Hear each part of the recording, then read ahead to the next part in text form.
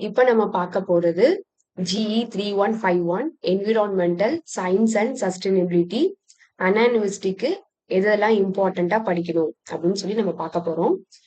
இப்ப நான் சொல்ற ஆப்ஷன்ல ஏதாவது ஒரு ஆப்ஷன் நீங்க பட் படிக்கணும். பட் அதுல ஃபுல்லா படிக்கணும். ஓகேவா? ஃபார் எக்ஸாம்பிள் இப்ப நீங்க 11A படிக்கிறீங்க அப்படின்னா நான் கொடுத்திருக்கிற இந்த 4 கொஸ்டின்ஸுமே நீங்க என்ன பண்ணிருக்கணும் அப்படின்னா தரவா படிச்சிருக்கணும்.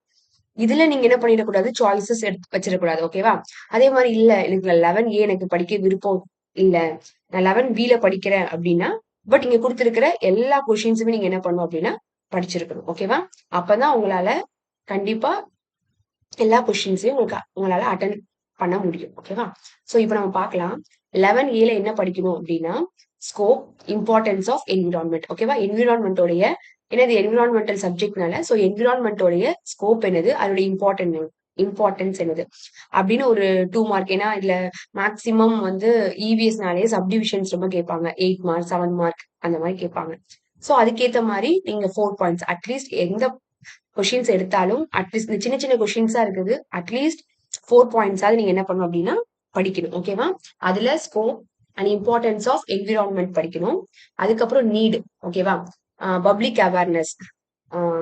இது பப்ளிக் அவேர்னஸ் நம்ம ஏன் பண்ணணும், அதனுடைய நீடு என்னது அப்படின்னு சொல்லி படிச்சுக்கோங்க. அப்புறம் echo system and energy flow. So இந்த 2 கொஸ்டின்ஸுமே நீங்க படிச்சுக்கணும், சேர்த்தே படிக்கணும். ஓகேவா? எக்கோ சிஸ்டம் மட்டும் படிச்சேன் அப்படின்னு சொல்லக்கூடாது. எக்கோ சிஸ்டம் நம்ம படிக்கணும் அண்ட் எனர்ஜி ஃப்ளோவும் நம்ம படிக்கணும். அதே மாதிரி டைப்ஸ் ஆஃப் பயோடைவர்சிட்டி. சோ டைரக்டா என்ன கேட்பாங்க, explain the types of biodiversity in ஜென்ரலா கேட்டாங்க அப்படின்னா இந்த 3 டைவர்சிட்டியுமே நீங்க எழுதணும். Genetic diversity, species diversity and ecosystem diversity. ஓகேவா? சோ இந்த 3 டைவர்சிட்டியுமே நீங்க என்ன பண்ணணும், படிக்கணும். இல்ல நான் 11Bல நான் கான்சென்ட்ரேட் பண்ண போறேன் அப்படின்னா கண்டிப்பா நீங்க எதை கான்சென்ட்ரேட் ரொம்ப இம்பார்ட்டன்டா அந்த கொஸ்டினை படிக்காம போக கூடாதுன்னு இது நான் எதை சொல்வேன் அப்படின்னா ஹாட்ஸ்பாட் ஆஃப் பயோடைவர்சிட்டி. ஓகேவா? So hotspot of biodiversity in India, particularly in இந்தியால என்னென்ன ஹாட்ஸ்பாட்ஸ் ஆஃப் பயோடைவர்சிட்டி இருக்குது நீங்க கண்டிப்பா அதை படிச்சே ஆகணும். ஓகேவா? அதே மாதிரி endangered and endemic species of India, இதுவுமே நீங்க என்ன பண்ணணும் அப்படின்னா படிக்கணும். அதே மாதிரி லாஸ்ட் கன்சர்வேஷன் ஆஃப் பயோடைவர்சிட்டி, இதுல இன்ஸ்டிடியூட் அண்ட் எக்ஸிக்யூட். இதுல நீங்க என்ன பண்ணணும் அப்படின்னா டிஃபரன்ஸுமே நீங்க என்ன பண்ணணும் அப்படின்னா படிச்சு வச்சுக்கணும். ஓகேவா? இன்சிடியூ அண்ட் எக்ஸிடியூ இந்த இந்த கொஸ்டின்ஸ் நீங்க படிக்கணும். சோ அதை தவிர்த்து நீங்க வேற என்னெல்லாம் படிக்கணும் அப்படின்னா எதனால நம்ம India as a mega diversity nation சொல்றாங்க அப்படின்னு சொல்லி படிச்சுக்கோங்க. அதுக்கப்புறம் வந்து த்ரெட்ஸ் டு பயோடைவர்சிட்டி. சோ என்னென்ன த்ரெட்ஸ் டு பயோடைவர்சிட்டிலாம் இருக்குது, habitat loss, poaching of wild life, man wild life கான்ஃபிளிக்ஸ்லாம் என்னென்னு படிச்சுக்கோங்க. ஓகேவா? இதுதான் த்ரெட்ஸ் டு பயோடைவர்சிட்டி. நெக்ஸ்ட் வந்து 12Aல நீங்க என்னெல்லாம் படிக்கணும் அப்படின்னா கண்டிப்பா இந்த 4 பொல்யூஷன் படிக்கணும். ஓகேவா? இந்த 4 பொல்யூஷன்ல என்னெல்லாம் படிக்கணும் அப்படின்னா சோ இப்போ ஃபார் எக்ஸாம்பிள் நீங்க வாட்டர் பொல்யூஷன் படிக்கிறீங்க அப்படின்னா அதனுடைய காஸ் படிக்கணும், அதனுடைய எஃபெக்ட்ஸ் படிக்கணும் அண்ட் அது என்ன, அதனால அதை நம்ம எப்படி வந்து ப்ரிவென்ட் பண்ணணும். ஓகேவா? சோ இந்த 3 டாபிக்குமே கண்டிப்பா படிச்சாகணும். இந்த 4 பொல்யூஷனுக்குமே நீங்க படிக்கணும். ஓகேவா? வெறும் தனியா கூட இந்த வாட்டர் பொல்யூஷனா என்னன்னு கேட்பாங்க, ஏர் பொல்யூஷனா தனியா என்னன்னு கேட்பாங்க. பட் அப்படி இல்லைன்னா என்ன பண்ணுவாங்க, ஏதாவது 2 பொல்யூஷனுக்குள்ள causes effects and preventive measures கூட நமக்கு கேட்கலாம். ஓகேவா? சோ கண்டிப்பா இந்த 4 பொல்யூஷனை கண்டிப்பா மறக்காம படிச்சுட்டு போயிடணும். நெக்ஸ்ட் 12Bல என்ன படிக்கணும் அப்படின்னா எப்படிலாம் வந்து சாரி இந்த 12Aலயே செகண்ட் கொஸ்டின் என்ன படிக்கணும் அப்படின்னா என்னென்ன மேனேஜ்மெண்ட் இருக்குது, solid management, hazardous management and E waste management. என்னென்ன மேனேஜ்மெண்ட் இருக்குதுன்னு சொல்லிட்டு நீங்க என்ன பண்ணணும் அப்படின்னா படிச்சுக்கணும். ஓகேவா? நெக்ஸ்ட் வந்து 12Bல என்ன படிக்கணும் அப்படின்னா கண்டிப்பா இந்த ஃபர்ஸ்ட் கொஸ்டின் படிக்கணும். Occupational health and safety management system. அதனுடைய கேஸ் ஸ்டடி படிச்சுக்கோங்க. கேஸ் ஸ்டடி இல்லைன்னா அதை பத்தி இன் ஜென்ரலா எல்லாமே படிச்சுக்கோங்க. ஓகேவா? பட் கேஸ் ஏன்னா உங்களுடைய சிலபஸ்ல கேஸ் ஸ்டடி தான் இருக்குது. ஸோ கேஸ் ஸ்டடி வச்சே படிங்க. ஓகேவா?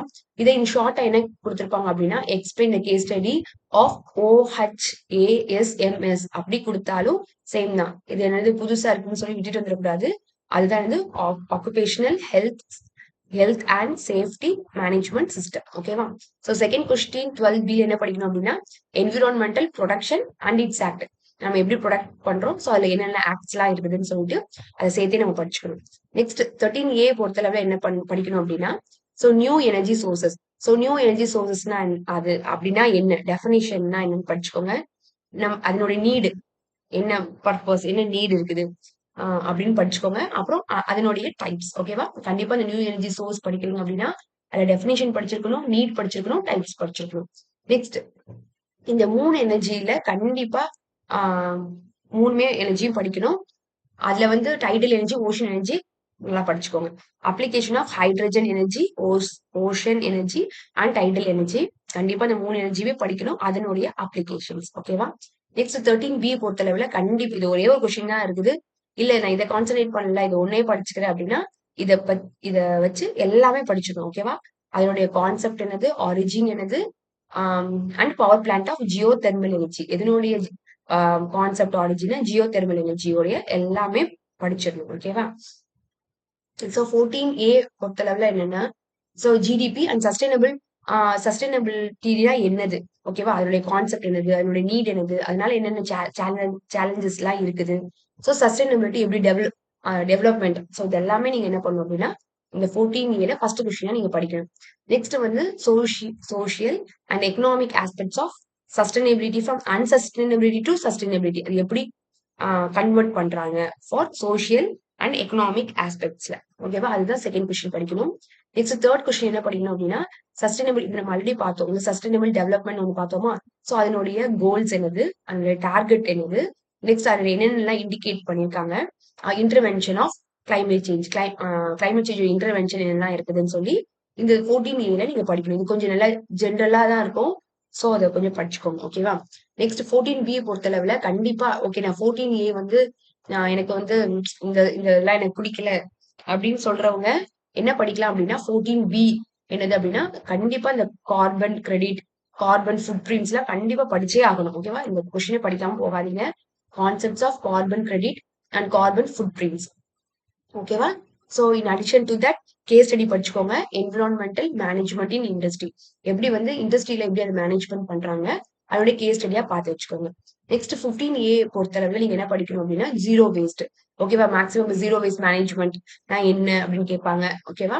ஆர் கான்செப்ட்னா என்னது, நெக்ஸ்ட் வந்து material life cycle assessment and environmental impact assessment. இதுல நீங்க படிக்கிறீங்க அப்படின்னா இதெல்லாம் என்னன்னு பார்த்து வச்சுக்கோங்க. இந்த என்விரான்மெண்டல் இம்பாக்ட் அசஸ்மெண்ட்னா என்னன்னு கொஞ்சம் 13 மார்க்கா எழுதணும் அப்படின்னா என்னென்னலாம் பிரீஃபா படிக்கணும்னு சொல்லி சேர்த்து படிச்சுக்கோங்க. ஓகேவா? அதே மாதிரி sustainable habitat. So sustainable habitat நீங்க பாத்தீங்க அப்படின்னா அதுல கிரீன் பில்டிங் படிக்கணும், கிரீன் மெட்டீரியல்ஸ் படிக்கணும், அதனுடைய எனர்ஜி எஃபிஷியன்சி நம்ம என்ன பண்ணோம் அப்படின்னா படிக்கணும். ஓகேவா? இதெல்லாம் சும்மா சின்ன சின்னதா படிச்சுக்கோங்க. ஜஸ்ட் லைக் 6 பாயிண்ட்ஸ் அந்த மாதிரிலாம் படிச்சுக்கோங்க. நெக்ஸ்ட் 15B பொறுத்தளவுல சஸ்டைனபிள் எனர்ஜி. ஓகேவா? அதுல வந்து என்னென்ன சஸ்டைனபிள் எனர்ஜில இருக்குன்னா நான் conventional source, energy cycle, carbon cycle. இந்த கார்பன் சைக்கிளை போய் நல்லா தெளிவா பார்த்துக்கோங்க. Energy cycle, carbon cycle, emission and sequestration. ஓகேவா? அப்படின்னா என்னன்னு படிச்சுக்கோங்க. நெக்ஸ்ட் வந்து green engineering. So for example வெறும் கிரீன் இன்ஜினியரிங் மட்டும் கேட்காம என்ன கேட்பாங்க அப்படின்னா சஸ்டைனபிள் அர்பனைசேஷன் அப்படின்னாலும் இது கண்டல தான் வருது. ஓகேவா? ஸோ கிரீன் இன்ஜினியரிங் அப்படிங்கிற கான்செப்ட்ல அது அண்டல இதெல்லாம் வருது அப்படின்னா sustainable urbanisation, socio economical and technological change. ஓகேவா? ஸோ இது கண்டிப்பா இந்த சஸ்டைனபிள் அர்பனைசேஷன்லாம் கொஞ்சம் படிச்சு வச்சுக்கோங்க. இங்க கார்பன் சைக்கிள் எல்லாம் படிச்சுக்கோங்க. So hope you understood. Okay, all the best.